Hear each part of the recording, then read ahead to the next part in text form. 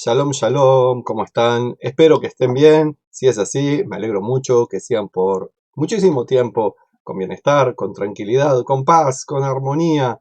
Y si no se sienten bien en este momento, sepan que de los túneles oscuros también se sale, hay una luz al fondo del túnel y hay una oportunidad de crecimiento también de las ocasiones oscuras en las que uno puede estar viviendo o sentir que está. Así que arriba el ánimo y vamos juntos a compartir este resumen comentado de la primera para allá del libro de Baikra, el libro de Levítico, como se traduce en español.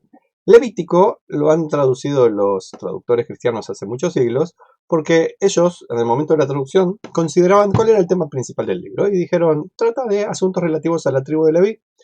Pero esta idea ya era previamente conocida en el pueblo judío, por eso también al Sefer Baikra Levítico se lo llama Sefer o Torat Kohanim, el libro o la instrucción de los Kohanim, los así llamados sacerdotes, la gente de la casta sacerdotal, los hijos de Aarón, el hermano de Moshe, que son los Kohanim, los así llamados sacerdotes de Dios, del pueblo judío, que son parte de la tribu de Leví. ¿Y por qué se llama de esta manera Levítico o Torat a Kohanim? Porque muchísimos de los temas que trata el libro, el tercer libro de la Torá, el libro de Baikra, tiene que ver con los Kohanim precisamente. Quiénes son, qué hacen, cuál es el servicio ritual, qué actividades se hacían en el templo, cómo se debían vestir, comportar, etc.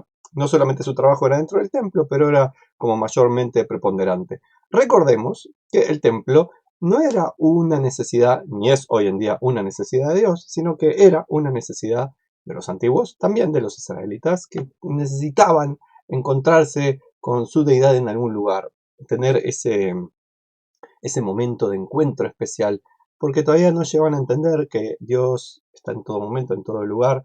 La Neshama, eso que somos nosotros realmente, el espíritu, es una chispa de Dios y no estamos precisando de lugares en específico para encontrarnos con Él, ni de rituales.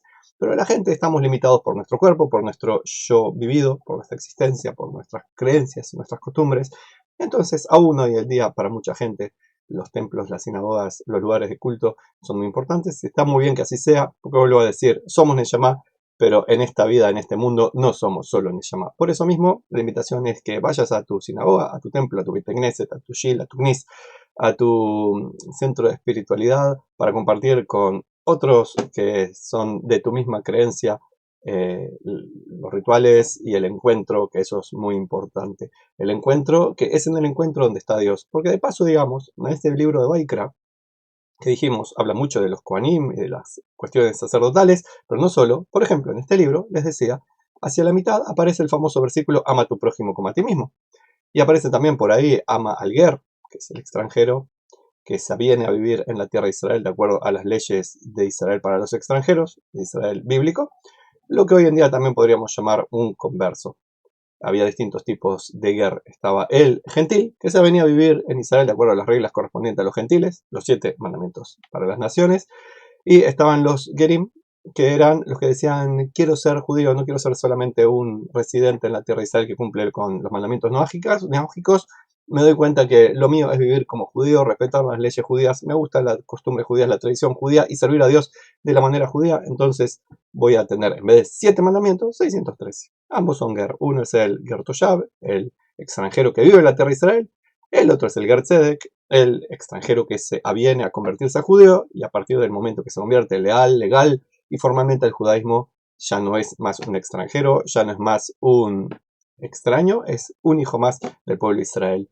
No es solamente el nacimiento de madre judía, y para la escuela reformista también de padre judío, podría ser aquel que es judío, sino que una persona que se convierte también es judía.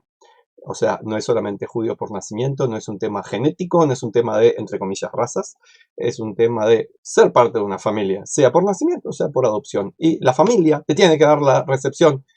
Uno no puede decir, yo pertenezco a esa familia y la familia ni se enteró. Uno tiene que ser adoptado por la familia. A eso se le ha dado de llamar desde hace muchos siglos la conversión al judaísmo. Eh, es una cuestión que no es un formalismo, que no es algo, entre comillas, también religioso. Es todo un proceso de adecuarse a las costumbres, a las tradiciones, a las creencias de la nueva familia a la que uno quiere pertenecer. El, todo Todo esto está también incluido en el libro de Baikra de Levítico. Y uno de los temas muy preponderantes y que tampoco tiene mucha lógica para nosotros, al menos para la mayoría de nosotros en este tiempo, aparte de las cosas del templo, que hace 2000 años no tenemos, es la cuestión de los sacrificios de animales. Porque se hacían sacrificios de animales. Nos puede parecer como algo extraño, pero la mayoría de la gente que yo sepa hoy en día come animales. Por más que sufran los pobres bichos, por más que se queden encerrados mucho tiempo hasta que se los sacrifica, etcétera, para comer, la gente come animales. Creo que la mayoría no son vegetarianos o veganos. En aquellas épocas, del pueblo judío estoy hablando ahora, no solamente se sacrificaba animalitos para comer, sino que se sacrificaba con un motivo espiritual. Y era, vamos a dedicarle a Dios animalitos. No es que Dios quisiera los animalitos, por más que Él dijo, hagan estos animalitos tales y cuales, en tales días, tales formas, todo lo demás. No era por la necesidad de Dios, no es que Él quería la sangre, olfatear los aromas del asadito, sino que Dios, al igual que el templo, Dios sabía que era la gente la que necesitaba un templo, Dios sabía que la gente precisaba hacer sacrificios de animales y a veces también sacrificios de vegetales. Desgraciadamente en aquellas épocas, y espero que ya no, en ninguna parte del mundo ni en ninguna cultura, había gente que sacrificaba personas también, sea a sus hijos, o sea a otra gente. La Torá específicamente, enfáticamente, en más de una ocasión dice, no sigan las costumbres de los que los rodean, de esa gente que está muy avanzada en muchos aspectos, pero que en esto siguen siendo gente deplorable que sacrificaba humanos. No hagan eso. Si quieren sacrificar cosas, háganlo con animales. Que tampoco es el, wow, qué gran cosa sacrificar animales, porque es un pobre bichito que sufre. Pero bueno, por lo menos no es el asesinato de una persona. Eventualmente, dicen algunos de los que saben, en la época del Mashiach, cuando vuelva a haber un templo, los sacrificios de animales van a ser algo del pasado. Otros siguen creyendo que va a haber sacrificios de animales, que se va a seguir con el ritual de la manera que prescribe la Torah tal cual. Otros dicen no, va a haber una evolución en eso. Se va a entender que lo que dice la Torah tenía un contexto histórico, una necesidad para esa gente. No es que el mandamiento haya dejado de tener valor, sino que se lo resignifica. Como por ejemplo, la tefilá, el rezo, es nuestra manera de hacer sacrificios. Lo dice en el Tanaj también, que las alabanzas de nuestra palabra son como los sacrificios de los animalitos. Ya que no hay templo, hay las alabanzas de nuestra boca hacia Dios.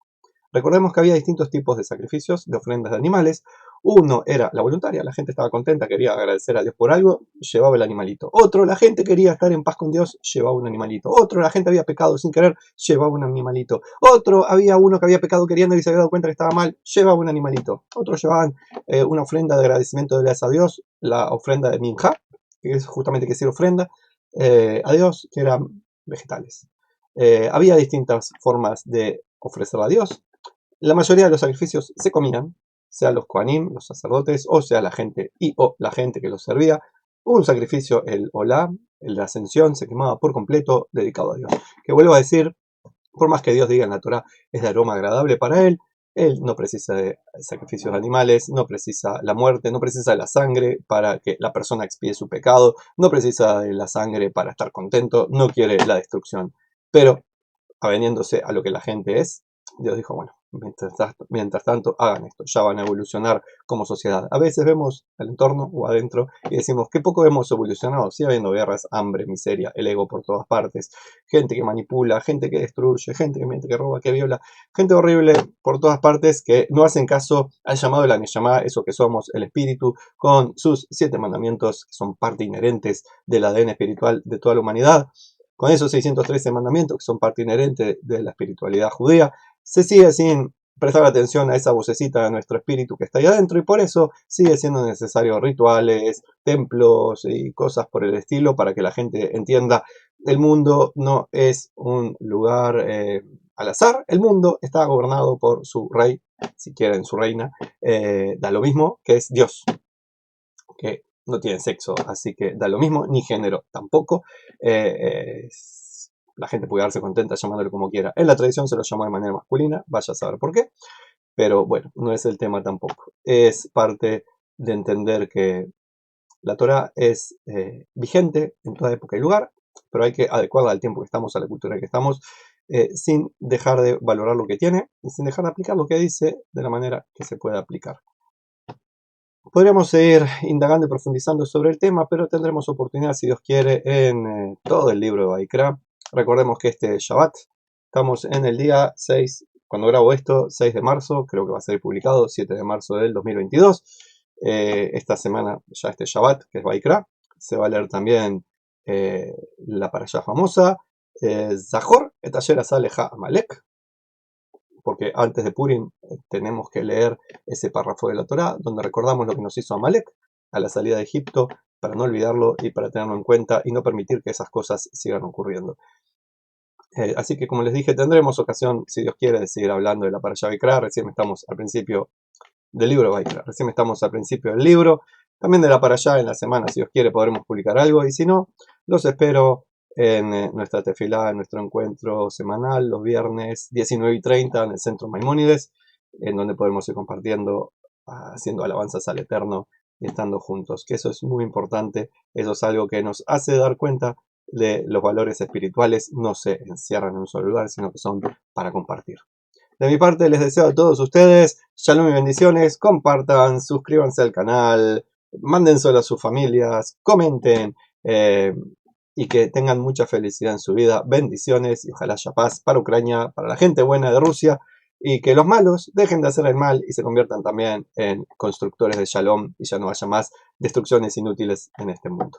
Bendiciones.